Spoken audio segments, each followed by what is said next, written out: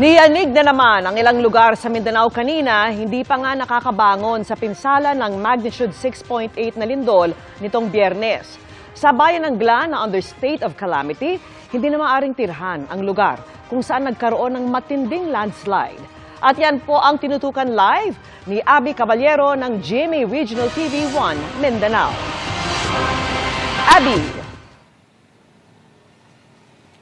Vicky, halos isang linggo na mula ng lumindol pero nangangamba pa rin ang mga residente na tinamaan ng landslide sa isang barangay dito sa Glan, Sarangani.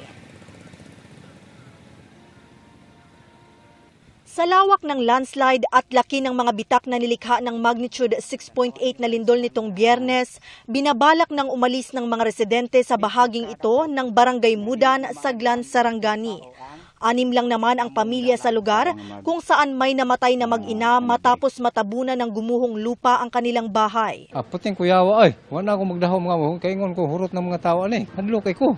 Karon ma'am na time nga mag-ulan. Nya lisod kaayo dito, lisod kaayo nga. Mismong mga otoridad na rin ang nagsabing hindi naligtas tirahan ang mahigit 6 na ektaryang agricultural land na apektado ng landslide. Ang advice sa MGB is dili na gyud siya pwede papuy-an. Kung ako lang sa pagkakaroon dili na lang gyud isa. Mangita na lang siguro og lain pang area nga matrabaho tungod kay delikado pa. Sa negosyong hardware naman nila sa Glan, tinamaan ng bakal sa ulo si Jules Anthony Butal, isa pa sa 5 namatay sa bayan. Ayaw na raw ituloy ng kanyang misis ang negosyo. Mamis jud kayo, wala ko kabalo. Sayo kay ganamiya. Mo jud pud. Di pa man gani kung magsingkin, di pa. Isang bahay ang naitalang totally damaged sa bayan, habang mahigit 80 bahay at establishmento naman ang partially damaged.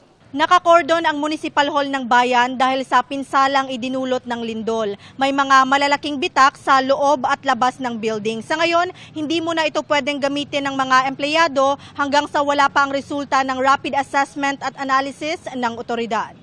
Kaya sa ibang government building muna nag-oopisina ang mahigit 300 empleyado ng munisipyo. Nauna nang isinailalim sa state of calamity ang bayan. We cannot use our quick response fund unless we will declare a state of calamity. Pero yung quick response namin napakaliit lang po. 7 million lang po yung quick response fund namin. Babawasan pa po namin yon sa structural engineer. So ang matitira noon na 5 million mahigit yun na lang ang pwede naming maitulong.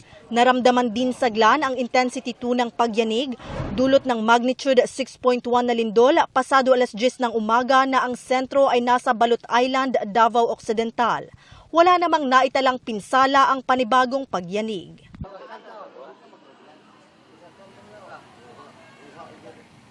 Vicky, namahagi na ng food packs ang lokal na pamahalaan sa mga barangay dito sa bayan ng Glan at bibigyan ng iba pa matapos ang profiling. Samantala, inalerto naman ang mga residente sa posible pang mga aftershock. Vicky.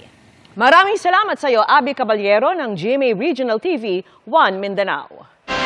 Mga kapuso, kasama nyo kami 24 oras. Mag-subscribe sa GMA Integrated News sa YouTube.